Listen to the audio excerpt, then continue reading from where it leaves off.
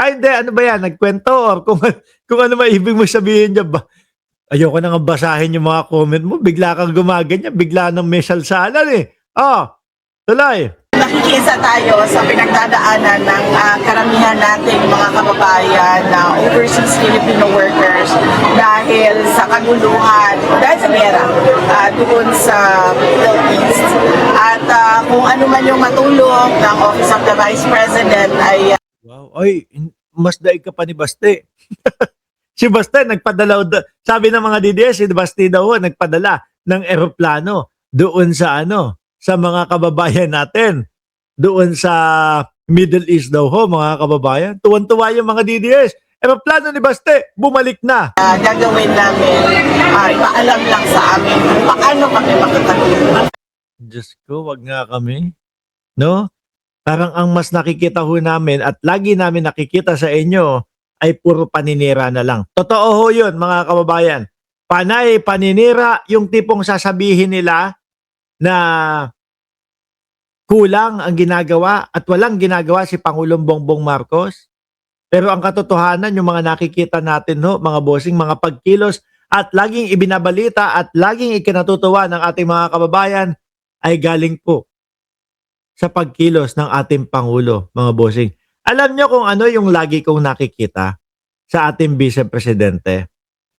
Yung pagbiglang merong mga press conference po, pagbiglang merong mga pagpapa-interview ho. Ganito yung mga naririnig ko at nakikita natin lagi, mga boss. In your lives, Ayan. Sa ating mga buhay daw po, sa ating buhay daw po, no, mga kababayan, magpapangaral ang Vice Presidente dito. Makinig kayo. so in your lives, there will be a lot of adjustments that you need to make. Ayan, kailangan. Sa buhay daw natin, kailangan, kumbaga talaga, hindi maaari kung ano lang yung gusto mo No? Talagang mag-a-adjust ka dyan No? Hindi lahat ng oras, panahon, o kahit na sabi mo pampinlano mo yan, ay uukol sa'yo. Yun yung ibig niya sabihin. Kailangan marunong tayong mag-adjust. No? O sige, tuloy ma'am. You need to have a plan A, a plan B, a plan C.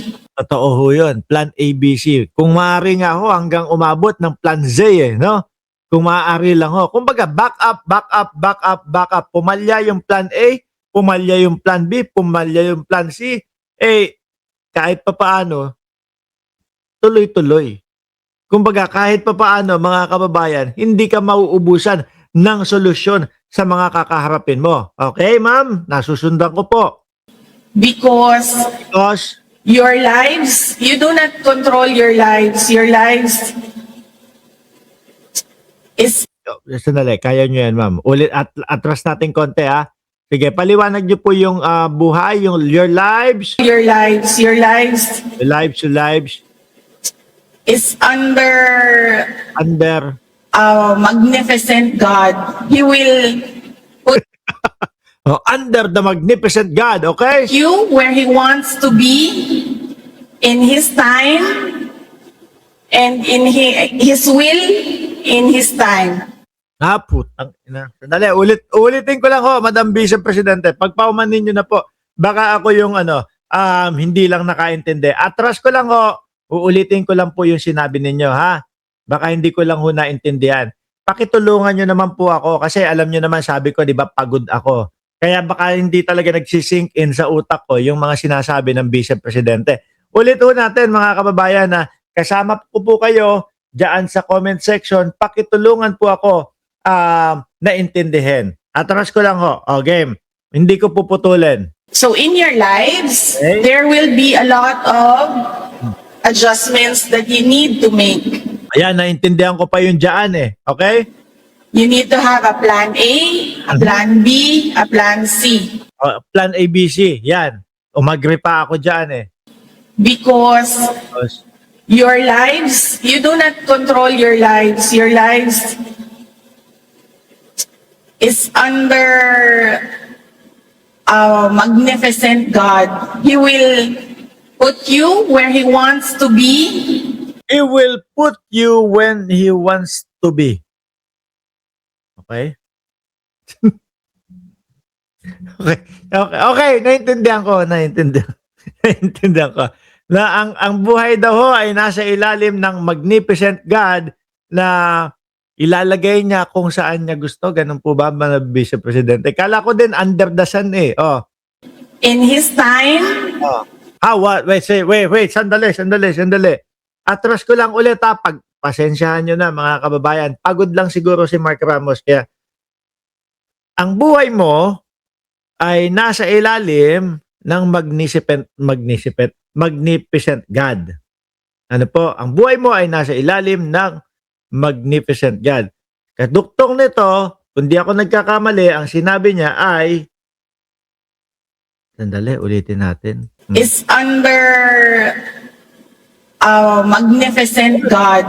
He will put you where He wants to be in His time. Pagka kung ano yung gusto ng magnificent God, doon kanya ilalagay. No? He will put you, ulit, Be in His time and in His will in His time. oh, kung ano ang gusto niya, sinusubukan ko kung ano ang gusto niya, doon kanya Sige, okay na ho, mga kababayan. Ito na lang, ito na lang po ang intindihin natin, mga bossing, no? Yung paliwanag ng Vice Presidente patungkol ho, mga kababayan,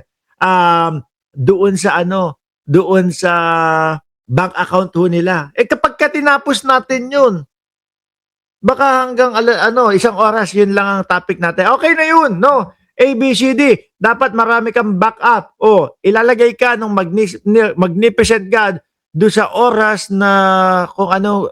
Sige, okay na. Sige, let's go. Dito na ho tayo. Doon sa pagpapaliwanag ng Vice Presidente, mga boss, Chief Amoser, patungkol ho doon sa sa bank account. Oh. Sa pinuntahan Yan, isa-isa daw pong pinuntahan ng alin. Ano bang English yan? Hindi ko din alam. No, Sir Willie. isa-isa ko pinuntahan lahat ng bangko.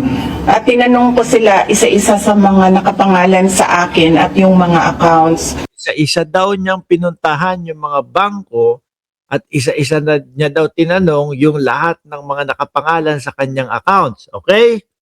Meron talagang mga accounts doon na hindi alam ng bangko. Hindi. Ay, sus, sandali. Oy, shoot. Merong mga account doon na hindi alam ng bangko. Sandali. Pwede ba yun? Ano yung kusa na lang napunta sa system nila, Kuya Lokis o Henry Alinar Lospe o Mark, palitan mo na nga yan sa pwesto. Ang Vice Presidente. Di ba? Ang gusto sabihin dito ng Vice Presidente, merong mga accounts doon sa bangko nila na hindi alam ng bangko.